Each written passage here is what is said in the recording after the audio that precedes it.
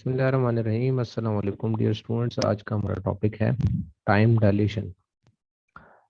So time dilation is basically the consequence of the special theory of relativity. इससे पहले हम जो consequence पढ़ चुके हैं वो था प्रिंसिपल ऑफ साइमल्टेनिटी। तो it is basically the second consequence of the special theory of relativity. तो टाइम डायलेशन को अगर हम डिफाइन करें तो we can say that the slowing down of time in frame of reference moving at relativistic speed is called time dilation। ठीक है, यानी again classical physics का एक कॉन्सेप्ट जो ये था कि हम टाइम को कांस्टेंट चीज समझते हैं। हम कहते हैं कि टाइम एक कांस्टेंट चीज है जिसका इससे कोई ताल्लुक नहीं है कि आप रेस्ट पर टाइम देख रहे हैं या आप मूव कर रहे हैं। लेकिन स्पेशल थ्योरी ऑफ रिलेटिविटी का कॉन्सेप्ट है कि अगर आप रेस्ट पर हैं तो आपका टाइम फास्ट होगा, और अगर आप मूव करेंगे रिलेटिविस्टिक स्पीड से। रिलेटिविस्टिक स्पीड का यहाँ पे लिखा हुआ इट मींस कि दो speeds that are very high, और हाई का मतलब है कि दो speeds that are very close to the speed of light. ठीक है, यानी लाइट की स्पीड है 3 × 10⁸ मीटर पर सेकंड। तो अगर आपकी स्पीड 3 × 10⁸ के करीब करीब है, यानी 2 × 10⁸ है या 2.5 × 10⁸ है, ठीक है, तो इस तरह की स्पीड्स को हम कहते हैं रिलेटिविस्टिक स्पीड्स। तो अगर आप इस स्पीड को अचीव कर लें तो आप देखेंगे कि जो आपकी घड़ी है उसके अंदर जो टाइम है वो स्लो हो जाएगा। वो आपका यानी एक ऐसे ऑब्जर्वर के मुकाबले में जो कि रिलेटिवली रेस्ट पर है उसके लिए वो टाइम डिफरेंट होगा। तो इसलिए आइंस्टाइन ने दो किस्म के टाइम हमें बताए। वो कहता है कि टाइम को आप दो तरीके से देख सकते हैं। एक टाइम वो होता है जिसे हम प्रॉपर टाइम कहते हैं, delta T P, P for proper. ठीक है, तो it is defined as the time measured by an observer who is relatively at rest. यानी ये वो ऑब्जर्वर जो मोशन के हिसाब से या इवेंट के हिसाब से विद रिस्पेक्ट टू रेस्ट पर है, वो जो टाइम मेजर करेगा वो प्रॉपर टाइम होगा। ठीक है, और यानी मैं आपको आगे एग्जांपल देता हूँ इसकी। इसी तरह रिलेटिविस्टिक टाइम दूसरा टाइम है। ये वो टाइम है, time measured by an observer who is in relative motion with respect to frame of events. तो इसकी मैं आपको एग्जांपल देता हूँ कि अगर एक ऑब्जर्वर है जो कि मतलब दो ऑब्जर्वर्स हैं। एक ऑब्जर्वर जो है वो अर्थ के ऊपर है, ठीक है, ऑन अर्थ वो रेस्ट पर है, और दूसरा ऑब्जर्वर है जो कि लेट्स सपोज एक स्पेसशिप के अंदर बैठ के रिलेटिविस्टिक स्पीड के साथ मूव करता है इन द अपर स्पेस। ठीक है, तो अब ये जो स्पेस के अंदर यानी अज्यूम करें कि ये जो स्पेसशिप है ये बहुत ही हाई स्पीड से मूव कर रही है। ठीक है, और इसके अंदर भी एक ऑब्जर्वर है। वो ऑब्जर्वर जो टाइम मेजर करेगा, ठीक है, ये यानी इसकी घड़ी पे जो टाइम होगा वो इस थ्योरी के मुताबिक वो होगा डेल्टा टी पी, यानी he will measure the proper time. But according to this observer, ये जो स्पेसशिप है मूव कर रही है, तो इट मीन्स के ही यानी ये ऑब्जर्वर रिलेटिव यानी इन रिलेटिव मोशन है with respect to this event. So ये ऑब्जर्वर जो टाइम मेजर करेगा that will be delta T, means the relativistic time. लेकिन इंटरेस्टिंग बात ये होगी कि जो टाइम ये अर्थ पे बंदा ऑब्जर्व करेगा वो लॉन्गर यानी यानी वो टाइम ज़्यादा होगा as compare to this time. For example अगर इसके लेट्स सपोज 5 सेकंड्स गुजरे होंगे, तो for this observer who is relatively at rest यानी जो अर्थ पर है, इसके 10 सेकंड्स गुजर चुके होंगे। फॉर एग्जांपल है, ठीक है, यानी एग्जैक्टली मैं नहीं बता रहा ऑब्वियसली, वो तो डिपेंड करता है स्पीड पे, लेकिन मैं आपको समझाने के लिए बता रहा हूँ कि अगर 5 सेकंड्स गुजरे होंगे इस स्पेसशिप वाले शख्स के लिए जो एस्ट्रोनॉट है, ठीक है, तो उतने ही 5 सेकंड में अर्थ वाले के 10 सेकंड्स गुजर चुके होंगे, पास कर चुके होंगे। तो इस इफेक्ट को हम कहते हैं टाइम डायलेशन, यानी टाइम को आपने खींच दिया है, स्लो कर दिया है, तो इस ऑब्जर्वर का टाइम स्लो हो जाता है, वो ऑब्जर्वर जो रिलेटिविस्टिक स्पीड से मूव करता है। ठीक है, तो अगर मैं इसको आपको ये एक एनिमेशन दिखाऊं, ठीक है, इसकी मदद से आप समझ सकते हैं कि ये जो स्पेसशिप वाला ऑब्जर्वर है और अर्थ वाला ऑब्जर्वर है, दोनों के टाइम में क्या फर्क है। तो अगर आप देखें तो एक ये वाला आपको टाइम नजर आ रहा है, एक घड़ी है, और एक इसके साथ है, ठीक है। तो देख सकते हैं इसकी यानी घड़ी की जो स्पीड है वो काफ़ी फास्ट है, जबकि इस साइड पे जो घड़ी की टिक टिक की जो स्पीड है वो काफ़ी स्लो है। तो आपके ख्याल में कौन सा यानी इन घड़ियों में कौन सा ऑब्जर्वर कौन सी घड़ी का मालिक है? आपके ख्याल में जो लेफ्ट वाला है, क्या ये अर्थ वाला ऑब्जर्वर के पास ये घड़ी है, या आपके ख्याल में ये राइट वाले के पास है? तो चलें मैं आपको आंसर करता हूँ। देखें, बिल्कुल आई थिंक आपने राइटली गैस किया होगा कि ये जो लेफ्ट वाली क्लॉक है ये अर्थ वाले ऑब्जर्वर की क्लॉक है, ठीक है, क्योंकि ये काफ़ी फास्ट चल रही है। जबकि ये वाली क्लॉक वो ऑब्जर्वर होगा कि जो कि वेरी हाई स्पीड से मूव कर रहा है, फॉर एग्जांपल जो कि स्पेसशिप में मूव कर रहा है, ठीक है।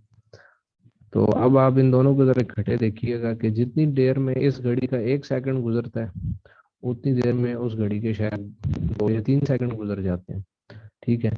तो इसी को टाइम डायलेशन कहते हैं कि स्पेसशिप वाले का टाइम इतना स्लो हो जाता है कि जिस दौरान अर्थ वाले ऑब्जर्वर के 3 सेकंड गुजर रहे हैं उसी दौरान स्पेस वाले ऑब्जर्वर के यानी स्पेस से मुराद है जो वेरी हाई स्पीड से मूव कर रहा है उस ऑब्जर्वर का जस्ट 1 सेकंड पास कर रहा है।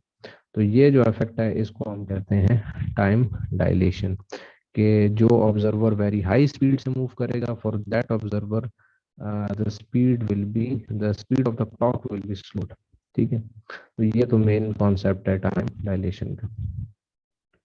ओके, अब हम अगर इसको रिलेटिव यानी मैथमेटिकली देखें तो मैथमेटिकली आइंस्टाइन ने यानी इस फार्मूला इसका कॉन्सेप्ट हमें बताया कि how we can relate the relativistic time with the proper time, ठीक है। तो यानी ये जो फार्मूलाज हैं बेसिकली ये लॉरेंट्स ट्रांसफॉर्मेशन से हमें मिलते हैं, और लेकिन इनकी मदद से हम रिलेट कर सकते हैं रिलेटिविस्टिक टाइम को प्रॉपर टाइम के साथ। तो अगर आपको प्रॉपर टाइम गिवन है तो डेल्टा टी पी, तो आप रिलेटिविस्टिक टाइम कैसे फाइंड करेंगे? By dividing this by √1 minus v square by c square, ठीक है। यहाँ पर वी क्या चीज़ है? वो वी जो है वो स्पीड ऑफ द इवेंट है, ठीक है, या ऑब्जर्वर आप कह सकते हैं। यानी जो स्पेसशिप में ऑब्जर्वर जा रहा है उसकी स्पीड कितनी है वो ये आप पुट करेंगे, और सी आपको पता है it is the speed of light, ठीक है। और आपको ये भी याद होगा कि speed of light remain same for all observers irrespective of their relative motion, which is equal to 3 into 10 is power 8 metre पर सेकेंड। तो ये तो आपको याद है। बाकी अब अगर इस इक्वेशन में हम कहते हैं कि ये जो टर्म है डिनोमिनेटर वाली, ये हमेशा लेस देन 1 ही रहती है। लेस देन 1 इसलिए रहती है क्योंकि ये जो v है इसके अंदर यानी स्पीड ऑफ द ऑब्जेक्ट ये हमेशा लेस देन c रहती है, ठीक है ना। कोई भी ऑब्जेक्ट स्पीड ऑफ लाइट को के इक्वल जो है ना वो स्पीड से मूव नहीं कर सकता, उससे ग्रेटर तो ऑब्वियसली नहीं कर सकता। तो क्योंकि और इसकी रीज़न हम आगे वाली वीडियोस में देखेंगे, यानी कि क्यों कोई ऑब्जेक्ट लाइट की स्पीड को अप्रोच नहीं कर सकता। लेकिन बहरहाल इसको हम जनरली यूं कह सकते हैं कि the v is always less than c, so that's why this term will always remain less than 1। सो अगर ये लेस देन 1 है तो आपको पता है अगर किसी भी चीज़ को यानी देखा 10 को 1 से डिवाइड किया तो 10 है, लेकिन अगर इसी 10 को मैं 0.5 से डिवाइड करूँ जो कि लेस देन 1 है तो आंसर क्या हो जाएगा? 20 आएगा। तो देख लें यानी टर्म जो है ना वो यानी किसी भी चीज़ को अगर लेस देन 1 की चीज़ से डिवाइड करें तो वो आंसर जो है आपका वो ग्रेटर आता है। तो इसका एक ही मतलब है कि जो रिलेटिविस्टिक टाइम है it is greater than the proper time, या दूसरे अल्फाज में जो प्रॉपर टाइम है जो कि उस ऑब्जर्वर का है जो वेरी हाई स्पीड से मूव कर रहा है उसका टाइम जो होता है वो स्लो हो जाता है, इसीलिए तो वो लेस आ रहा है। वो मैंने आपको एग्जांपल दी थी ना कि अगर इसका 1 सेकंड गुजरा है तो इसके उस दौरान कितने सेकंड गुजरे होंगे?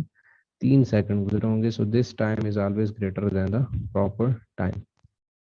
ओके, तो अब यहाँ पे बड़े की इंटरेस्टिंग चीज़ आती है कि अगर हम किसी भी ऑब्जेक्ट की स्पीड को लाइट की स्पीड की इक्वल कर रहे हैं, लेट्स सपोज जो स्पेसशिप है वो कितनी स्पीड से मूव कर रही है? रिलेटिविस्टिक स्पीड ही से मूव कर रही है। So when v approaches to c, तो अगर आप इस इक्वेशन में v की जगह c पुट करें तो c स्क्वायर हो जाएगा, c square by c square 1, 1 minus 1 equal to 0। So delta T P by 0 it will be equal to infinity.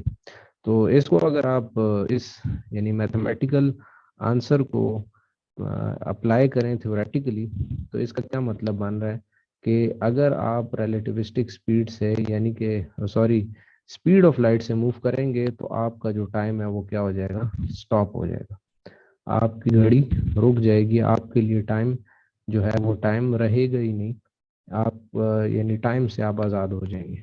ठीक है, तो ये एक बड़ा इंटरेस्टिंग कॉन्सेप्ट है, इस पे आप लोग जरा सोचिएगा कि इसका क्या कॉन्सेप्ट मतलब बनता है, आपके लिए टाइम अगर रुक जाए तो फिर आप क्या क्या कर सकते हैं।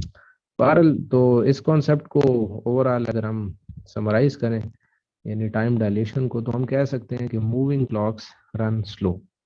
ठीक है, मूविंग मतलब वो क्लॉक जो मूव कर रही होती है वो स्लो चलती है, उसका टाइम डायलेट हो जाता है। ओके, सो अगर मैं अगेन आपको एनिमेशन दिखाऊं तो इस बात को आप देख सकते हैं कि जो क्लॉक वेरी हाई स्पीड से मूव कर रही होती है उसके लिए जो टाइम होता है वो स्लो होता है, उसका टाइम डायलेट हो जाता है as compare to that clock which is relatively at rest. तो अगर इस बात को अब हम एक और एग्जांपल देखते हैं कि it happens to physical chemical and biological processes. तो यानी टाइम डायलेशन में हम ये भी कहते हैं कि ये सिर्फ टाइम पे अप्लाई नहीं हो रहा, मतलब टाइम से मुराद सिर्फ क्लॉक पे अप्लाई नहीं हो रहा, बल्कि ये हर फिजिकल केमिकल और बायोलॉजिकल एस्पेक्ट पर भी अप्लाई होता है। फॉर एग्जांपल अगर एक एस्ट्रोनॉट स्पेसशिप में मूव कर रहा है जो कि वेरी हाई स्पीड से मूव कर रही है, रिलेटिविस्टिक स्पीड से, तो ना सिर्फ उसकी उसकी जो घड़ी है यानी उसका क्लॉक है वो स्लो हो जाएगी, उसका टाइम स्लो हो जाएगा, बल्कि उसकी हार्ट बीट भी स्लो हो जाएगी, उसकी जो नब्ज है वो भी स्लो हो जाएगी। ठीक है, उसके जो रेड ब्लड सेल्स की स्पीड है उसके खून की वो भी स्लो हो जाएगी, इवन उसके ब्रेन में जो न्यूरॉन्स हैं उनकी स्पीड भी स्लो हो जाएगी। लिहाजा आप ये कह सकते हैं कि उस ऑब्जर्वर को जो कि जिसके लिए टाइम स्लो हो रहा है, ही और she will not notice the change in time. वो क्यों नहीं नोटिस कर पाएगा, क्योंकि उसके लिए हर चीज ही स्लो हो गई है उसकी बॉडी के अंदर और बॉडी के बाहर, तो इसलिए वो ऑब्जर्वर इसको ऑब्जर्व नहीं कर सकता। ठीक है, तो इवन हम कहते हैं कि अगर सब कुछ स्लो हो रहा है इसका मतलब है even ageing slows down at high speed. तो अगर दो ट्विन्स हैं, ठीक है, और ट्विन ऑब्वियसली सेम एज के होते हैं, तो अगर एक ट्विन जो है ना वो स्पेसशिप में चला जाए वेरी हाई स्पीड के साथ, ठीक है, और जो दूसरा ट्विन है वो अर्थ पे रह जाता है, तो लेट्स सपोज अब ये जो है ना ट्रिप कंप्लीट करके वापस आ जाता है कुछ अरसे बाद। तो जब ये दोनों बैठेंगे, दोनों चाय पीने के लिए टेबल पे बैठेंगे, तो लेट्स सपोज ये वो अर्थ वाला ट्विन है जो कि अर्थ पे रह गया था, और ये दूसरा वो ट्विन है जो कि स्पेसशिप में रिलेटिविस्टिक स्पीड से मूव करके आया। तो अब अर्थ वाला ये जो स्पेसशिप वाला ट्विन है ये कहेगा कि यार बहुत मजा आया, मैं तो 1 साल बाद जो है ना अपनी जर्नी कंप्लीट करके आया हूँ, बहरहाल बहुत मजा आया। लेकिन जैसे ही ये बात कहेगा तो जो उसका भाई होगा वो कहेगा कि यार ये आप कैसी बात कर रहे हैं, मैं तो देखता हूँ कि आप 3 साल बाद वापस आए। ठीक है, तो दोनों के टाइम में क्या आ गया, डिफरेंस आ गया। क्यों टाइम में डिफरेंस आ गया, क्योंकि स्पेसशिप वाला ऑब्जर्वर का टाइम स्लो गया था, तो इसको कहते हैं टाइम डायलेशन। तो इसका मतलब है एजिंग, आपकी जो उम्र का बढ़ना है वो भी स्लो हो जाता है due to moving at very high speed. ठीक है, तो इसको आप कहते हैं ट्विन पैराडॉक्स। पैराडॉक्स इसमें बेसिकली कुछ और है, पैराडॉक्स कहते हैं एक उर्दू में आप कहें तो जिसे कहते हैं ना मुअम्मा है ये, तो मुअम्मा इसमें कुछ और है, लेकिन इस लेवल के लिए काफ़ी है। अगर आप को कन्फ्यूजन होगी तो फिर मैं आगे क्लियर कर दूंगा।